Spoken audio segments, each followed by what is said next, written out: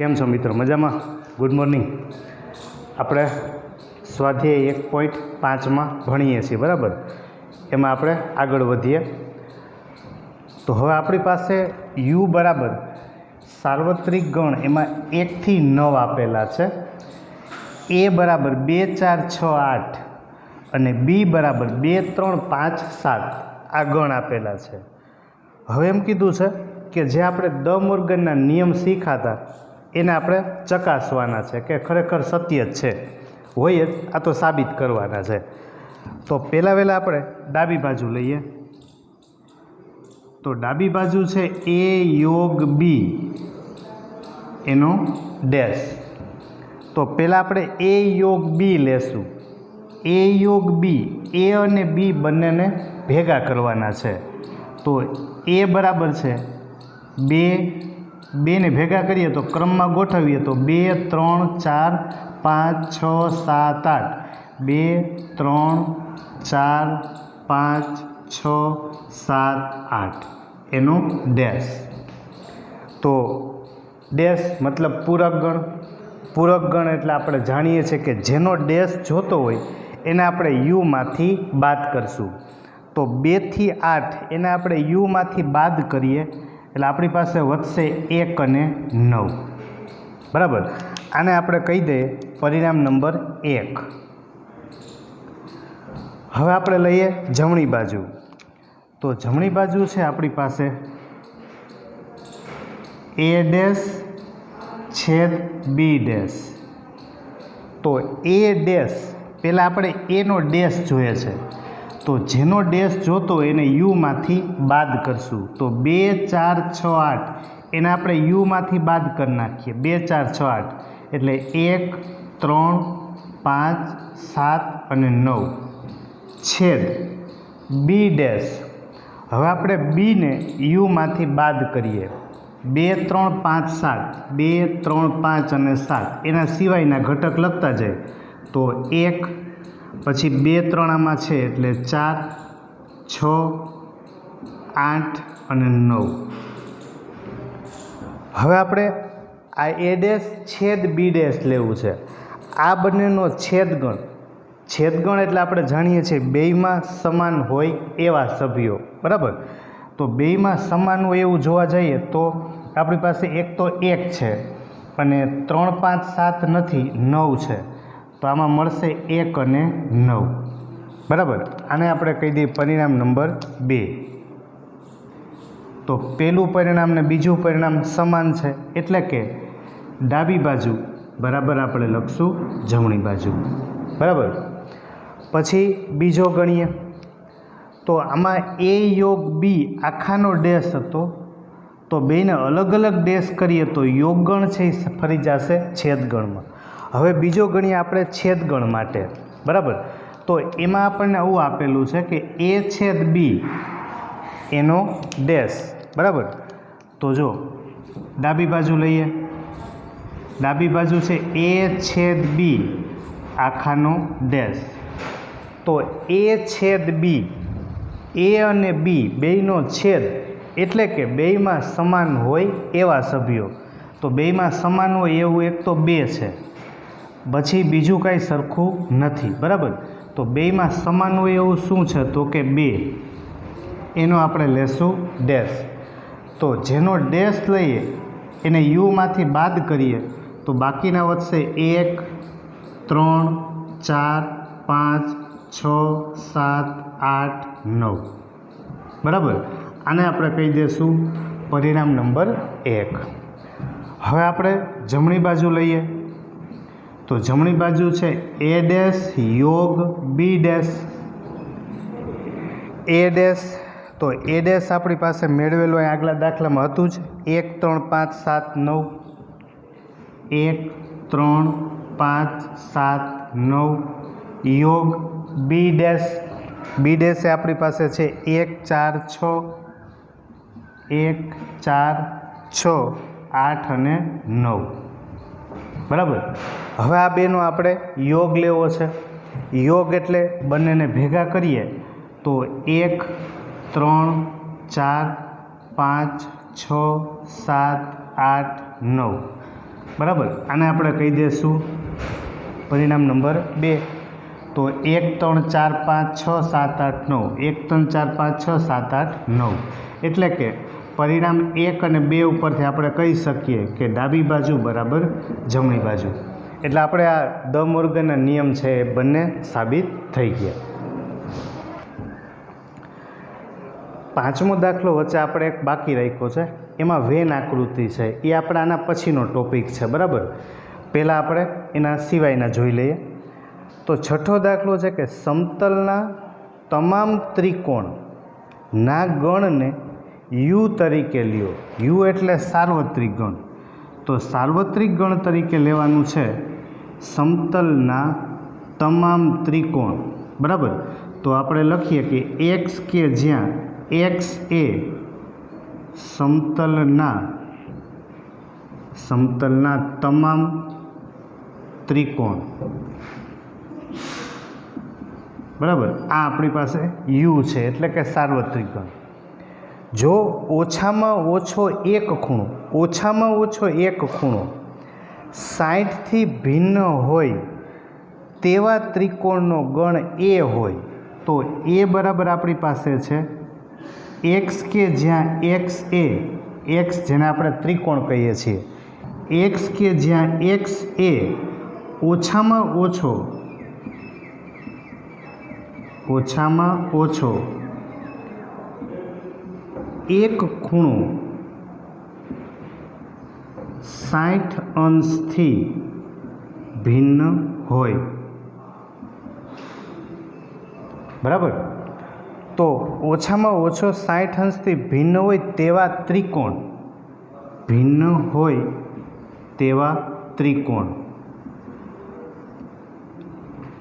તો આપણી પાસે બે વસ્તુ આપી દીધી, યુ આપી દીધું, એ આપી દીધું. આપણે માત્ર એક્સ એટલા માટે લખ્યું છે કે જેટલા ત્રિકોણ લઈએ સમતલમાં આવેલા એ બધા ત્રિકોણને આપણે કહીએ છીએ એક્સ. ગુણધર્મ તો સરખો જ રહેવો જોઈએ. સમતલના તમામ ત્રિકોણના ગણ, બરાબર, એને આપણે શું નામ આપ્યું? એક્સ. ઓછામાં ઓછો એક ખૂણો 60 અંશથી ભિન્ન હોય તેવા ત્રિકોણનો ગણ, એ ત્રિકોણનો ગણ એ. પણ એ કેવું લેવાનું છે? ઓછામાં ઓછો એક ખૂણો 60થી ભિન્ન હોય તેવા ત્રિકોણ. તો આપણને એમ કીધું છે કે એ ડેશ શું થાય? એ ડેશ તો આપણે વ્યાખ્યા પ્રમાણે ખબર જ છે કે જેનો ડેશ જોતો હોય એને યુમાંથી બાદ કરો. તો યુમાં સમતલના તમામ ત્રિકોણ છે અને અહીંયા ઓછામાં ઓછો એક ખૂણો છે એ 60થી જુદા હોય. કાં એક ખૂણો 60થી જુદો હોય, અથવા બે ખૂણા 60થી જુદા હોય, અથવા ત્રણેય ખૂણા 60થી જુદા હોય. 3થી વધારે તો ત્રિકોણમાં ખૂણા હોય નહીં. તો જેનો તમારે ડેશ જોતો છે એને યુમાંથી બાદ કરવાનું.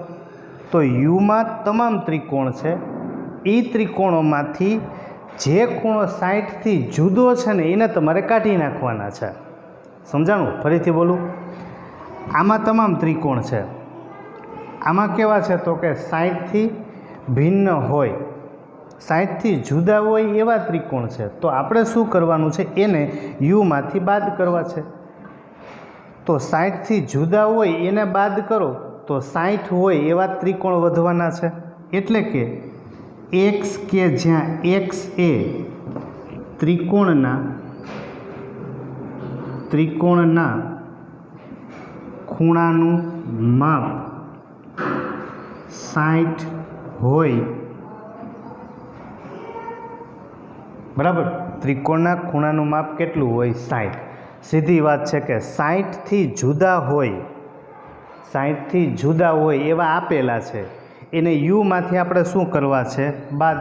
તો 60થી જુદા હોય એને કાઢી નાખો તો વધે કેવા? તો કે જેમાં ખૂણાનું માપ કેટલું હોય? 60. પછી 7મા દાખલામાં ખાલી જગ્યા કીધું છે એ યોગ એ ડેશ. હવે તો કે આપણે મૂળભૂત ગુણધર્મમાં શીખી ગયા છે, છતાંય જો એને આપણે એક નાના ઉદાહરણમાં લઈ લ્યો. માનો કે યુ બરાબર આપણે 1 2 3 4 લીધા હોય, બરાબર, અને એ બરાબર ધારો કે 1 અને 2 હોય. તો આપણે એ ડેશ લઈએ, એ ડેશ, તો એ ડેશ મળે 3 અને 4, બરાબર. હવે એ યોગ એ ડેશ આ બેને આપણે ભેગા કરવા છે. કોને? એ અને એ ડેશ. તો એ યોગ એ ડેશ આ બેને ભેગા કરશું એટલે 1 2 3 4 1 2 3 4 એટલે તો યુ થઈ ગયું. તો એ યોગ એ ડેશ એટલે આપણને શું મળશે? યુ. બરાબર. કોઈ પણ ગણ અને એનો ડેશ એ બેને ભેગા કરો તો મૂળ સાર્વત્રિક ગણ આવી જશે. પછી 5 ડેશ છેદ એ. હવે તો કે 5 ડેશ છે તો આપણને ખબર છે કે જેનો ડેશ જોતો હોય એને યુમાંથી બાદ કરીએ. 5 ડેશ જોતું છે તો યુમાંથી આપણે બાદ કરીએ 5. તો યુમાંથી ખાલી ગણ બાદ કરો તો યુ વધે એટલે 5 ડેશ છે એ આપણને શું મળશે? યુ. તો આના બરાબર આમ લખી શકો યુ છેદ એ. બરાબર. તો યુ એટલે સાર્વત્રિક ગણ આ યુ અને આ એ બેનું છેદ ગણ લઉં તો બેયમાં સમાન હોય એવા 1 2 1 2 એટલે આપણને શું મળશે? એ. આપણે વાત કરી રીતે યાદ કરો કે છેદ ગણમાં નાનો ગણ જવાબ હોય. સાર્વત્રિક અને એ એમાં નાનું કોણ હોય? તો કે એ. પછી એ છેદ એ ડેશ. એ છેદ એ ડેશ એ અને એ ડેશમાં કાંઈ સમાન હોય? તો કે નહીં. તો એ છેદ એ ડેશ શું થશે? 5. પછી છે યુ ડેશ. તો જેનો ડેશ જોતો હોય એને યુમાંથી બાદ કરીએ તો યુ ડેશ. તો યુમાંથી યુ બાદ કરીએ એટલે ખાલી ગણ. તો આ આપણે શું મળે? તો કે ખાલી ગણ છેદ એ. તો છેદ ગણ છે એમાં નાનો ગણ એટલે આ ખાલી સૌથી નાનો જ હોય. બરાબર. તો ખાલી અને એ આ એ બરાબર 1 2 હોય બીજો છે એ ખાલી છે તો એ બેમાં સમાન શું હોય? તો કે ખાલી હોય એ જ હોય ને. ઓલા ભાઈ પાસે તો કાંઈ છે જ નહીં. આની પાસે 1 2 તો કયો ગણ થશે? તો કે ખાલી ગણ. ઓકે. હવે આપણે તો કે આ બધી વ્યાખ્યાઓ છે એની વાત કરી, એના આધારે દાખલાઓ ગણ્યા. હવે આપણે એક નવા ટોપિકમાં જઈએ છીએ કે જે આપણે વ્યાખ્યાઓ શીખા ખાલી ગણ, એકાકી ગણ, સાર્વત્રિક ગણ, ઉપગણ, પૂરક ગણ, યોગ ગણ, છેદ ગણ, અલગ ગણ, સમાન ગણ. બરાબર. આ બધા જ ગણ છે એને આપણે હવે આકૃતિમય રજૂઆત કરશું. તો એક ગણિતશાસ્ત્રી થઈ ગયો જ્હોન વેન. એ જ્હોન વેન નામના ગણિતશાસ્ત્રીએ આ ગણ છે એની આકૃતિમય રજૂઆત કરી. એટલે એ ભાઈએ પોતાના નામ ઉપરથી એ આકૃતિને નામ આપ્યું વેન આકૃતિ. કયું? વેન આકૃતિ. હવે આપણે વેન આકૃતિમાં જઈએ તો એમાં સૌથી પહેલાં કોઈ પણ એક ગણ લીધો હોય. દાખલા તરીકે આ એ ગણ છે. બરાબર. તો સૌથી મોટામાં મોટો ગણ તો સાર્વત્રિક ગણ જ હોય. એટલે આપણે એક લંબચોરસ બોક્સ કરવાનું, એની બહાર આપણે લખી નાખશું યુ. એટલે આ બતાવ્યા સાર્વત્રિક ગણ છે. સાર્વત્રિકથી બીજો કોઈ મોટો ગણ હોય નહીં. એટલે આની બહાર ક્યાંય જવાનું નથી. હવે એમાં હું કોઈ એક ગણ દોરી દઉં. માનો કે આ ગણ છે એનું નામ આપી દઉં એ. ગણને તમે ગોળ છે, ચોરસ, વર્તુળાકાર કોઈ પણ આકારે દર્શાવી શકો. આ ગણ મેં દોર્યો છે એ. પછી બીજું હું દોરું એ ડેશ. તો એ ડેશ હોય આ આપણી પાસે યુ છે. આ લીધેલો આપણે ગણ છે એ ગણ કયો છે? તો કે એ. હવે આપણે દોરવું છે એ ડેશ.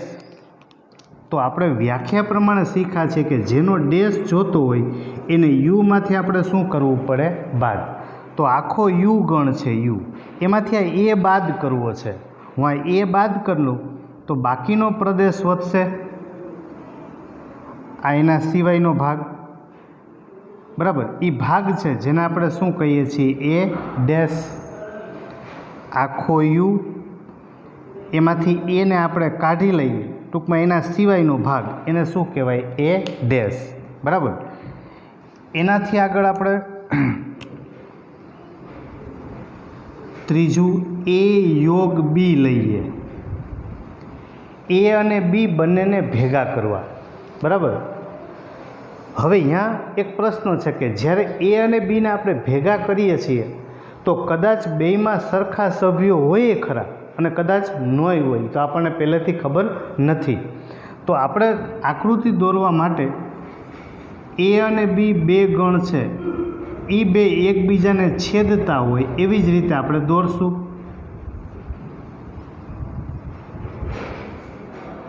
બરાબર. આ સાર્વત્રિક ગણ એટલે યુ, બરાબર.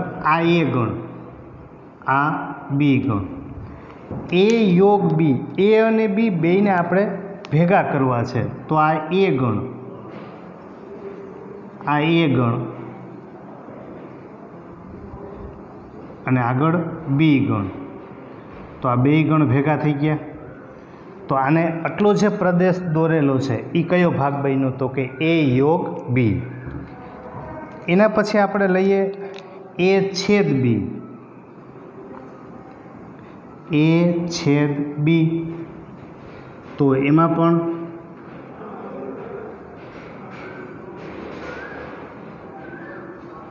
બે ગણ, એ અને બી. આ સાર્વત્રિક ગણ યુ, આ એ ગણ, આ બી ગણ, બરાબર. હવે એ છેદ બી, છેદ એટલે બેયમાં સરખું હોય એવું. તો એ અને બી બંનેમાં સરખું હોય એવો ભાગ, એટલે આ ભાગ મળશે આપણને. આ કયો ભાગ બતાવે? તો કે એ છેદ બી, એટલે કે એ અને બી બંનેમાં સમાન હોય એવું, બરાબર. એનાથી આગળ આપણે દોરીએ તો એ માઇનસ બી. એ માઇનસ બી એટલે આપણે જાણીએ છીએ કે ગણ એમાં હોય પણ ગણ બીમાં ના હોય. આ યુ, આ એ ગણ અને આ બી ગણ. એ માઇનસ બી એટલે કે એમાં હોય પણ બીમાં ન હોય, બરાબર. જો આપણે એ છે એને લઈએ તો આ આખો એ ગણ છે, આ આખો એ ગણ છે, બરાબર. એમાંથી આટલો ભાગ એવો છે કે જે બીમાં પણ છે. તો કે વ્યાખ્યા પ્રમાણે એમાં હોવું જોઈએ પણ બીમાં હોવું જોઈએ નહીં. તો આટલો ભાગ છે, આટલો ભાગ એ બીમાં આવે છે તો એ લેવાય નહીં. તો આપણને એ માઇનસ બી મળશે, આ ભાગ.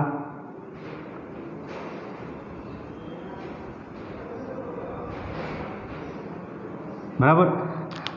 આટલો ભાગ છે એને આપણે બાદ કરશું. શું કામ? તો કે એટલો ભાગ બીમાં હતો. વ્યાખ્યા બરાબર સમજો. એમાં હોય પણ બીમાં ના હોવું જોઈએ.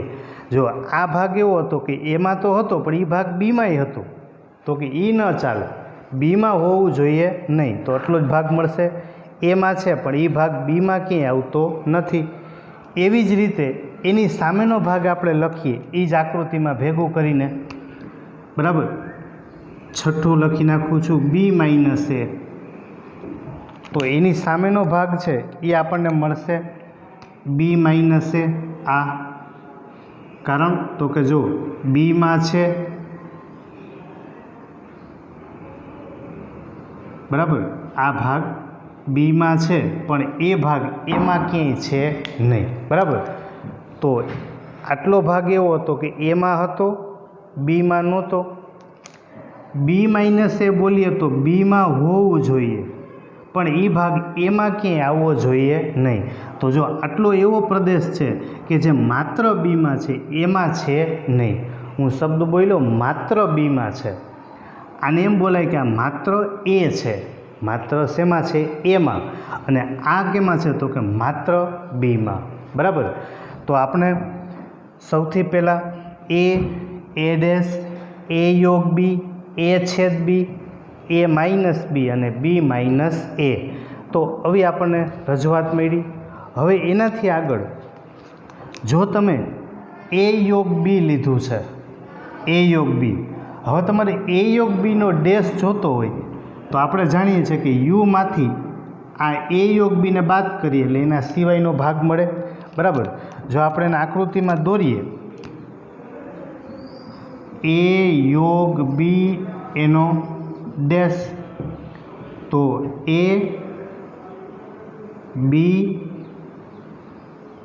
આ સાર્વત્રિક ગણ આપણી પાસે છે U,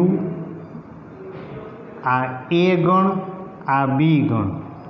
A યોગ B તો આ રહ્યું આપણી પાસે છે જ A યોગ B, એનો ડેશ છે મતલબ એના સિવાયનો ભાગ. હવે તમે A અને B સિવાયનો ભાગ લેશો એટલે આ ભાગ છે, આ ભાગ એ બહારનો ભાગ આવશે બધો જ,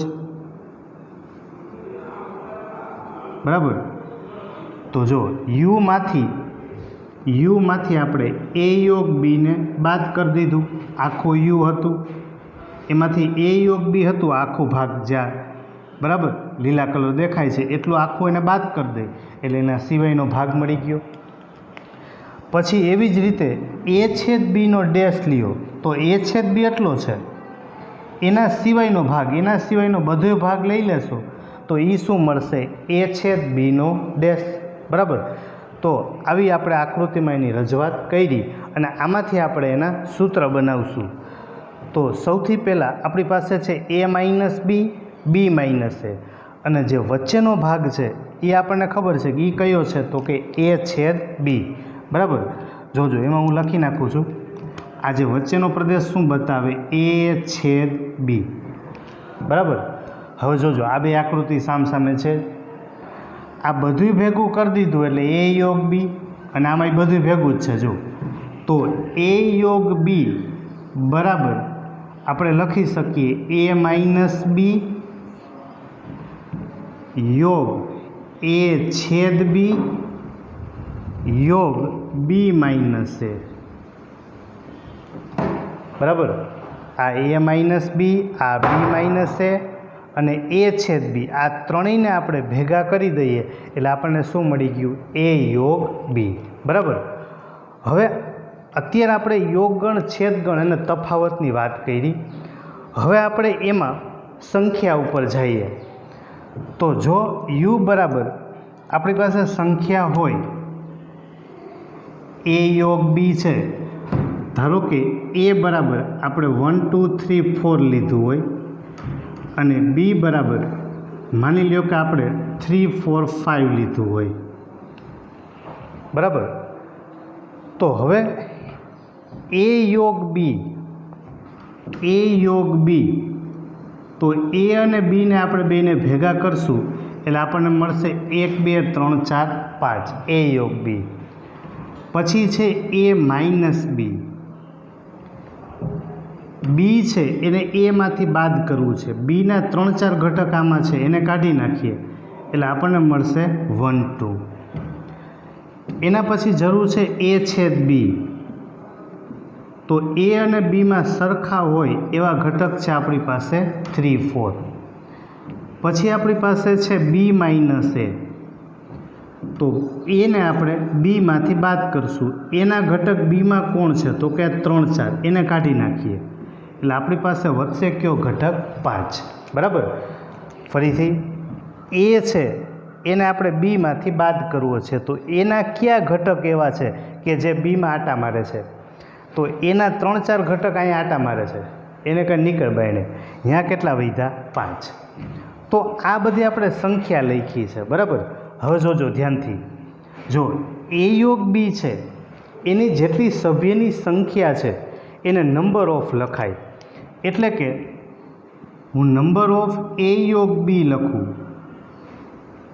નંબર ઓફ A યોગ B, તો A યોગ B માં સભ્યની સંખ્યા કેટલી થઈ? 5.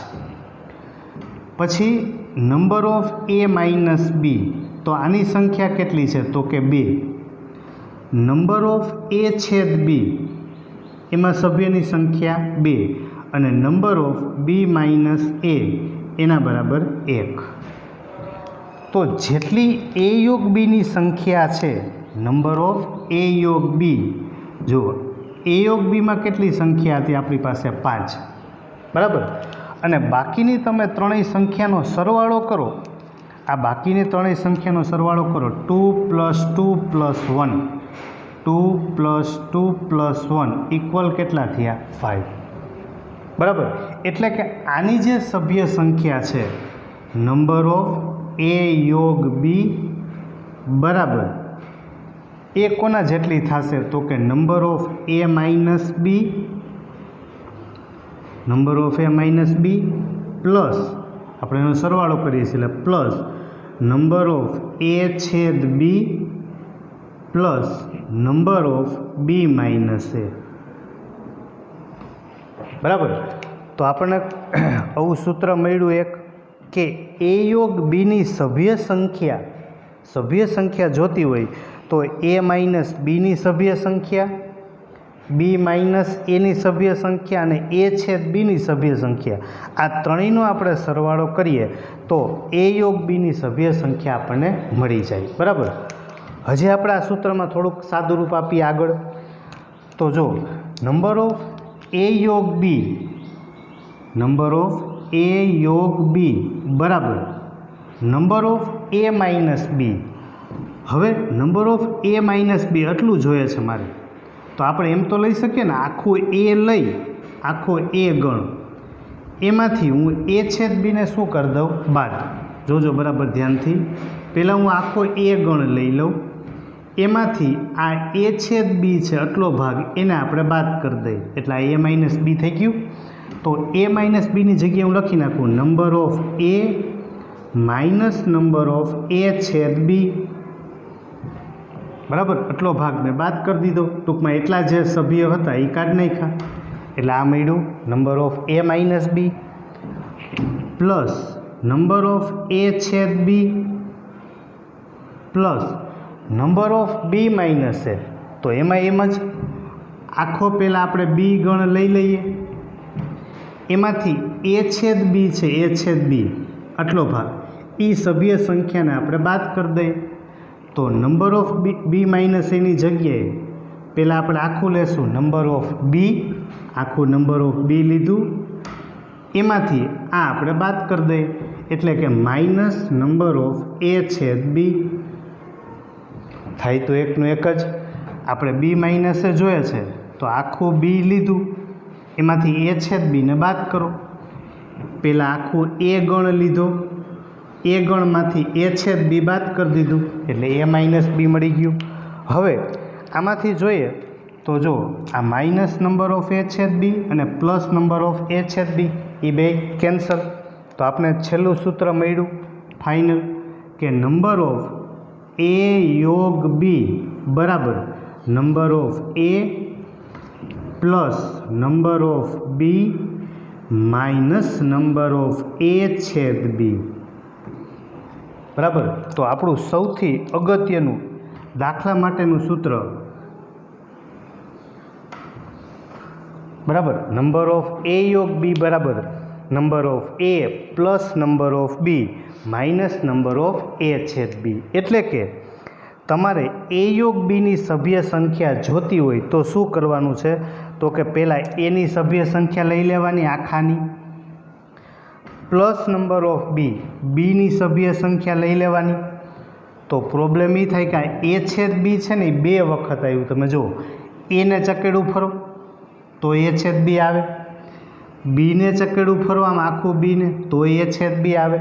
હવે ખરેખર હોય એક વખત, આવે છે કેટલી વખત? બે વખત. એટલે આપણે એક વખત માઇનસ કરી દીધું એ છેદ બી. બરાબર. તો સૌથી અગત્યનું દાખલા માટેનું સૂત્ર નંબર ઓફ એ યોગ બી બરાબર number of A plus number of B minus number of A છેદ બી. એમાં હોય અથવા તો બીમાં હોય તેવા સભ્યોની સંખ્યા આપણને મળી જશે. ઓકે.